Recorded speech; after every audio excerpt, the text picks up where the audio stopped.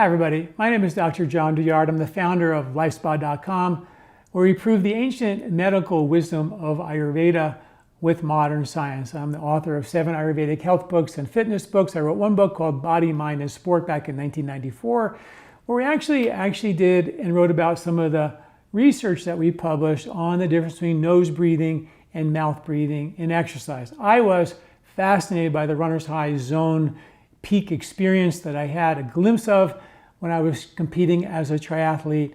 And so I started doing research on it, and we published studies on it, and I want to share some of that with you today. But before I dive into that, I want to share with you a story that happened to me just about a month ago.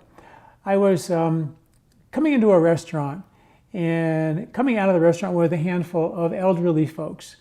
And they were struggling to get out of the restaurant. Their mouths were open, they were labored breathing. It was clear that they had some pretty major breathing issues and frailty, and probably a lot of age-related health concerns as well.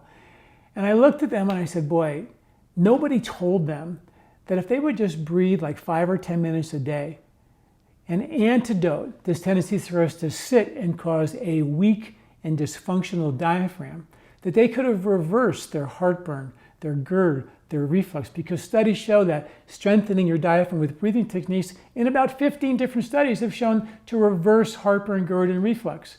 It's shown to lower your blood pressure. The diaphragm is the #1 pump of your lymphatic system, which takes the trash out, carries your immune system, and delivers energy to every cell of the body. They'd have more energy as a result of a functional diaphragm.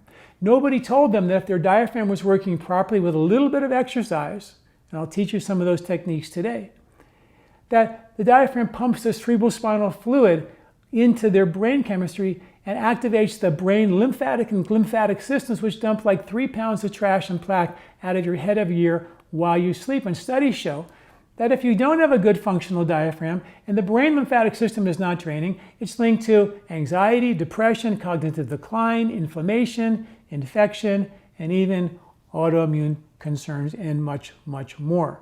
So the lymphatic system, which in Ayurveda is called rasa, and the study of rasa is called rasayana, and the study of rasayana is the study of longevity. So literally the study of longevity is the study of the lymphatic system. And that is why it's such a critical piece of the puzzle. And your diaphragm is a big piece of that puzzle. So learning how to breathe is a very critical, important piece of the puzzle. And what many of us don't realize is that we're supposed to actually breathe laterally as opposed to horizontally. When most of us breathe, we breathe sort of shallow. We kind of huff and puff. And the ribcage job in life is to squeeze all the air out. And over time, because the ribcage job is to do that, and because we sit a lot, and when we sit, the rib cage gets sort of pushed down into the abdomen, pushing it into a pre-contracted position, so it makes it very difficult for the diaphragm to fully contract. And over time, the rib cage wins. And next thing you know, you start shallow breathing. Next thing you know, you're 80 years old and you walk out of a restaurant and your mouth's open, and you've got a host of age-related concerns which are totally preventable if you would just learn how to breathe and keep that breathing happening in your life. And I started teaching this when I first got into practice in 1984. I've been practicing now for 40 years with a focus on breathing. And I can't tell you the importance of that and the life-changing benefits I've seen with my patients over the years. So I'm going to give you a quick tutorial about how to lateral breathe. And I'm going to stand up for a second and show you something here. When we breathe, the rib cage should actually go out like this. If you watch a dog breathe, the rib cage goes out to the side. Babies go out to the side. Horses out to the side. Most humans, they breathe belly, chest, upper chest, right? So what we're going to try to do is we're going to try to breathe laterally all the way out this way. And watch the rib cage expand. It's called lateral excursion. It's how the rib cage should do this. But the rib cage has gotten so rigid that we're not really getting much of that any longer. And as a result of that, the rib cage has become cage-like, squeezing on our heart and lungs 26 times a day, 1,000 times a day, and we start to breathe into the upper chest fight or flight receptors. So when you actually breathe this way, we're going to ask you to breathe laterally. And I've written a more complete article about this on my website at lifespa.com called Lateral Breathing. But how you do it is we're going to take a breath in through our nose, and we're going to breathe into our belly a little bit. and then breathe out into the rib cage and just push your rib cage out to the side. Don't let your chest move. So as we breathe in, feel your rib cage expanding out to the side. Don't go into your chest. Bring more air in through your nose, into your back, and then breathe out and let that come out naturally. Again, breathe in, laterally excursioning to the side, keeping your breath, your in-breath low and wide. And then when you breathe out, try to engage your abdominal muscles as you contract a little bit, and then a little bit of belly on the inhale, push the rib cage out to the side, and now you're laterally breathing, and you can learn how to begin to start to restore the normal function of our breathing. Now, the other thing I want to talk about was the difference between nose breathing and mouth breathing. And what we did back in the early 90s is we took a group of high school athletes, and we had one group come in one day, and they breathed, all of them breathed through their nose and did a exercise bike exercise routine, breathing through their mouth. And the next day, the same group came back and did it through their nose. We actually split the groups up so that you had one day, they were swapped out. So nobody was exhausted from the day before. And we measured the difference between nose breathing and mouth breathing in the same high school athletes. And we found that when they were breathing through their nose, their brain went into a meditative alpha state. In other words, their brain went into a state that would be like a meditation. So imagine running as fast as you can, or doing 200 watts of resistance on an exercise bike, which is pretty significant, but your brain responding to that as a meditative calm. In fact, that was an unprecedented finding at that time. No one had produced alpha in the brain during exercise before. We had to rig up the brainwave pattern to make it really still. It was quite a trick to make that happen. And when they actually came back the next day and did the mouth breathing, their brain went into a complete beta state activity, which is a stressed out state. During the nose breathing, we also noticed that the different parts of the brain were all doing the same thing. They all had alpha. When they came back and did the mouth breathing, all the different parts of the brain were doing something different. They were pretty stressed out. So brainwave coherence and alpha is a pretty kind of calm, kind of runner's high zone state.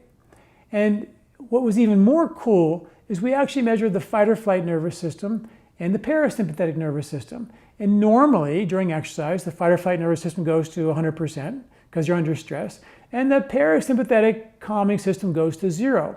But in our test we did, the sympathetic didn't go to 100%, only went to 50%. And the parasympathetic didn't zero out, it went to 50%. And the two opposite nervous systems were coexisting. So my dream to replicate the runner's high came true. Not only did we have the brain in a meditative alpha state during vigorous exercise, but we also saw that the fight or flight nervous system, the autonomic nervous system, was coexisting. In other words, the fight or flight system and the calm system were equal. I call it the hurricane effect. The bigger the calm, the more powerful the winds. And the calm coexists with the winds. So the sympathetic system was 50% activated. The parasympathetic system actually was 50% activated. And we had the two opposite nervous systems coexisting. Normally, it's one or the other. That was such a cool, exciting result that we found. In addition to that, we asked the kids, how they felt using the Borg scale of perceived exertion, where 1 was not feeling anything on the exertion scale, and a 10 was feeling a lot on the exertion scale, the most you could feel.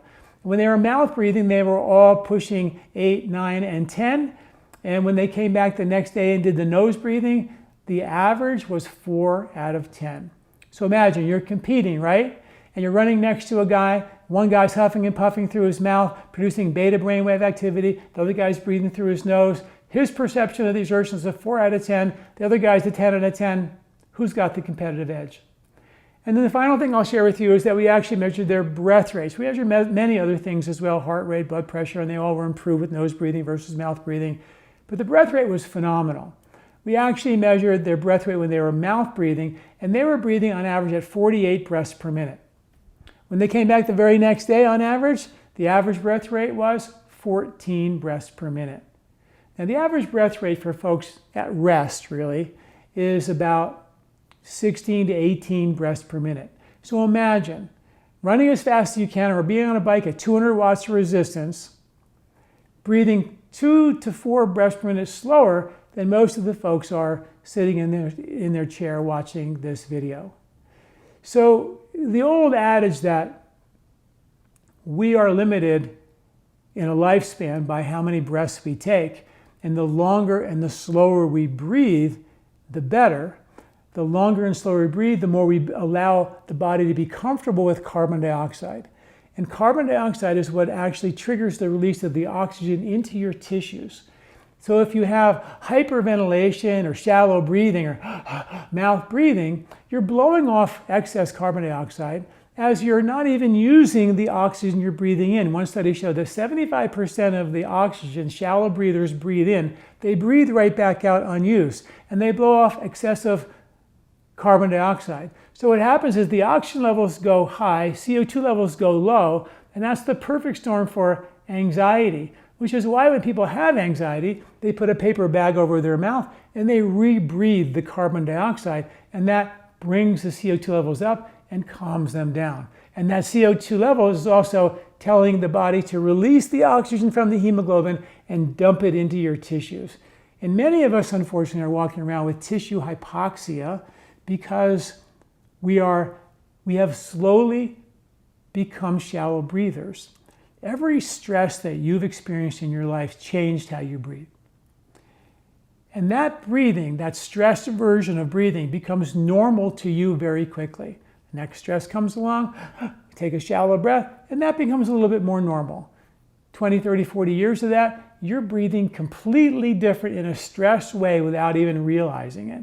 And that's why lateral breathing and nose breathing exercise are just a couple of the ways for us to reboot our diaphragm and our respiratory function. Thanks for listening. You can learn more about this on my website at lifespod.com and read all my articles on ancient wisdom, modern science, and there's many, many articles on nose breathing, pranayama, breathing techniques, breath holding, kumbhak, and much, much more. Thanks for listening. I'm Dr. John Douillard.